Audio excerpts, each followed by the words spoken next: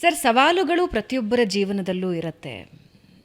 ಹಲವು ವಿದ್ಯಾರ್ಥಿಗಳ ಸ್ಥಿತಿಯಲ್ಲೇ ಹಲವಾರು ಜನ ಸವಾಲುಗಳನ್ನು ಎದುರಿಸ್ತಾರೆ. ಅದ್ರ ಮನೆಯ ಆರ್ಥಿಕ ಪರಿಸ್ಥಿತಿಯಿಂದ ಹಿಡಿದು ಹಲವು ಸಮಸ್ಯೆಗಳನ್ನು ವಿದ್ಯಾರ್ಥಿಗಳು ಎದುರಿಸ್ತಾ ಇರ್ತಾರೆ. ಆದರೆ ಹಲವರು ಅದರಲ್ಲಿ ಉತ್ತುಂಗ ಸ್ಥಾನ ಪಡ್ಕೊಳ್ತಾರೆ, ತಮ್ಮ ಫೋಕಸ್ ಸರಿಯಾಗಿಟ್ಕೊಳ್ತಾರೆ. ಕೆಲವರು ಸೋಲ್ತಾರೆ, ಕೆಲವರು ಗೆಲ್ತಾರೆ. ಆದರೆ ವಿದ್ಯಾರ್ಥಿಯೊಬ್ಬನ ಜೀವನದಲ್ಲಿ ಶಿಕ್ಷಣ ಎಷ್ಟು ಮುಖ್ಯ. ನೀವು ಹಲವಾರು ವಿದ್ಯಾರ್ಥಿಗಳಿಗೆ ಈಗಾಗಲೇ ಮಾರ್ಗದರ್ಶಕರಾಗಿದ್ದೀರಿ. ನಿಮ್ಮನ್ನು ರೋಲ್ ಮಾಡೆಲ್ ಆಗಿ ಕೂಡ ಬಹಳಷ್ಟು ಜನ ಇಟ್ಕೊಂಡಿದ್ದಾರೆ. ಒಬ್ಬ ವಿದ್ಯಾರ್ಥಿ ಅಥವಾ ಒಬ್ಬ ಮಗುವಿನ ಜೀವನದಲ್ಲಿ ಶಿಕ್ಷಣದ ಮಹತ್ವ ಅಲ್ಲ, ನೀವು ಶಿಕ್ಷಣ ಅಂತಂದರೆ ಈ ಔಪಚಾರಿಕವಾದಂಥ ವ್ಯವಸ್ಥೆಯಲ್ಲಿ ಸಿಗುವಂಥದ್ದೇ ಶಿಕ್ಷಣ ಅಂತ ಅಂದ್ಕೊಂಡಿದ್ದೀವಿ. ಈಗ ಶಿಕ್ಷಣ ಅಂತಂದರೆ ಏನು? ಶಾಲಾ ಶಿಕ್ಷಣ ಅಂದರೆ ಶಾಲೆ ಒಳಗೆ ಅಥವಾ ಓಪನ್ ಸಿಸ್ಟಮಲ್ಲಿ ಸಿಗುವಂಥದ್ದು ಶಿಕ್ಷಣ. ತೇರ್ಗಡೆ ಆಗೋದು ಶಿಕ್ಷಣ. ಅಥವಾ ಅದ ನಂತರ ಕಾಲೇಜು ಅಥವಾ ಯೂನಿವರ್ಸಿಟಿಯಲ್ಲಿ ಸಿಗೋದು ಶಿಕ್ಷಣ ಅಂತ ಅಂದ್ಕೊಂಡಿದ್ದೀವಿ.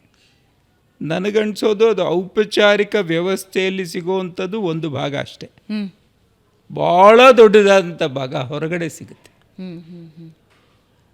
ನನ್ನ ಜೀವನದ ಅನುಭವದಲ್ಲಿ, ನಿತ್ಯ ಜೀವನದಲ್ಲಿ, ನಾನು ಮಾಡುವಂಥ ಚಟುವಟಿಕೆಯಲ್ಲಿ, ನಾನು ತೊಡಗಿಸುವಂಥ ಕೆಲಸದಲ್ಲಿ ಇದು ತುಂಬ ದೊಡ್ಡದಾಗಿ ಕಾಣಿಸುತ್ತೆ. ಈಗ ಉದಾಹರಣೆಗೆ, ನಿನ್ನೆ ನಾನು ಒಂದು BTech ವಿದ್ಯಾರ್ಥಿನಿ ಭೇಟಿಯಾಗಿದ್ದೆ. ಅವ್ರ ಹತ್ರ ಮಾತಾಡ್ತಾ ಇರುವಾಗ ಕೇಳಿದೆ, ನಾನು ಏನು ಮಾಡ್ತಾ ಇದೆಯಮ್ಮ ಅಂತ. ನಾನು IIT ಡೆಲ್ಲಿಯಲ್ಲಿ ಒಂದು ಪ್ರಾಜೆಕ್ಟ್ ತೊಗೊಂಡಿದ್ದೀನಿ. ಮಿನಿಸ್ಟ್ರಿ ಆಫ್ ಟ್ರಾನ್ಸ್ಪೋರ್ಟ್ ವತಿಯಿಂದ ಒಂದು ಪ್ರಾಜೆಕ್ಟ್ ತೊಗೊಂಡಿದ್ದೀನಿ. ಅದರಲ್ಲಿ ಟ್ರಕ್ ಡ್ರೈವರ್ಸ್ ಇವ್ರನ್ನ ತರಬೇತಿ ಕೊಟ್ಟು ಅವರ ಜೀವನವನ್ನು ಸುಧಾರಣೆ ಮಾಡುವಂಥ ಒಂದು ಪ್ರಾಜೆಕ್ಟಲ್ಲಿ ನಾನು ಕೆಲಸ ಮಾಡ್ತಾಯಿದ್ದೀನಿ ಅಂತ ಹೇಳಿ ಅವಳೊಂದು ಮಾತನ್ನು ಹೇಳಿದ್ಳು. ಅವಳು ಹೇಳಿದ್ದೇನು ಅಂದರೆ, ನಾನು ಈ ಪ್ರಾಜೆಕ್ಟ್ ತಗೊಳ್ಳೋವರೆಗೂ ಸರ್, ಟ್ರಕ್ ಡ್ರೈವರ್ ನಾವು ಮಾಡುವಂಥ ನಿತ್ಯ ಬಳಸುವಂಥ ಪ್ರತಿ ವಸ್ತುವಿನ ಹಿಂದೆ ಟ್ರಕ್ ಡ್ರೈವರ್ ಇದ್ದಾನೆ. ಇದರ ಮಹತ್ವ ನನಗೆ ಗೊತ್ತಿರಲಿಲ್ಲ. ಮತ್ತು ಅವರ ಜೀವನ, ಅವರ ಪ್ರಯಾಣ, ಅವರು ಅನುಭವಿಸುವಂಥ ಕಷ್ಟ ನಷ್ಟ, ಇದನ್ನು ಯಾವತ್ತೂ ಅರ್ಥ ಆಗೋಲ್ಲ.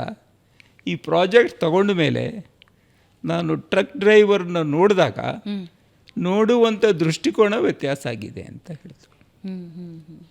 ಹೇಳಿ ಅವಳು ಕೊನೆಗೊಂದು ಮಾತನ್ನು ಹೇಳಿದ್ಲು, ಇಂಜಿನಿಯರಿಂಗ್ ಇಡೀ ಪದವಿಯಲ್ಲಿ ನನಗೆ ಸಿಗದೇ ಇರುವಂಥ ದೃಷ್ಟಿಕೋನ ಈ ಪ್ರಾಜೆಕ್ಟ್ ಮಾಡ್ತಾ ನನಗೆ ಸಿಕ್ತು ಅಂತ ಹೇಳಿದ್ರು. ನಿನ್ನೆ ದಿವಸ ರಾತ್ರಿ.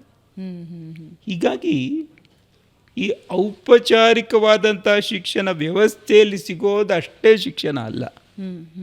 ಅದನ್ನು ಮೀರಿ ಇದು ಸಾಹಿತ್ಯ ಇರ್ಬೋದು, ಸಂಗೀತ ಇರ್ಬೋದು, ಕಲೆ ಇರ್ಬೋದು, ಸೇವೆ ಇರ್ಬೋದು, ಈ ಎಲ್ಲವನ್ನ ಸಿಗೋವಂಥದ್ದು ಶಿಕ್ಷಣ ಅಂತ. ಈಗ ಉದಾಹರಣೆಗೆ ನೀವು ಯೋಚನೆ ಮಾಡಿ, ಏನೂ ಓದದೇ ಇರೋವಂಥ ಒಬ್ಬರು ಗ್ರಾಮೀಣ ಮಹಿಳೆ ಸಿಟಿ ಮಾರ್ಕೆಟಲ್ಲೂ ಸಾರಕ್ಕಿ ಮಾರ್ಕೆಟಲ್ಲಿ ಪ್ರತಿದಿನ ಹೇಗೆ ತನ್ನ ವ್ಯಾಪಾರವನ್ನು ಮಾಡಿ ಸಂಸಾರವನ್ನು ನಡೆಸ್ತಾಳೆ, ಅದು ಶಿಕ್ಷಣ ಅಲ್ವಾ? ಹೌದು. ನಾನು ಇಷ್ಟೆಲ್ಲ ಓದಿ ಏನೂ ಸಂಪಾದನೆ ಮಾಡೋಕ್ಕೆ ಲಾಯ್ಕಿಲ್ಲದೆ ಇರೋವಂಥ ಸ್ಥಿತಿಗೆ ಬರೋದು ಶಿಕ್ಷಣವ? ಅವರು ಏನೂ ಓದದೇ ಇರೋರು, ಯಾವುದೇ ಶಾಲೆಯ ಮೆಟ್ಲು ಕೂಡ ಹತ್ತದೇ ಇರೋರು, ಅವರು ಇವತ್ತಿನ ದಿವಸ ಇಡೀ ಪರಿವಾರವನ್ನು ಪೋಷಣೆ ಮಾಡುವಂಥ ಒಂದು ಸ್ಥಿತಿಯಲ್ಲಿದ್ದಾರೆ. ಅದು ಶಿಕ್ಷಣ ಅಲ್ವಾ?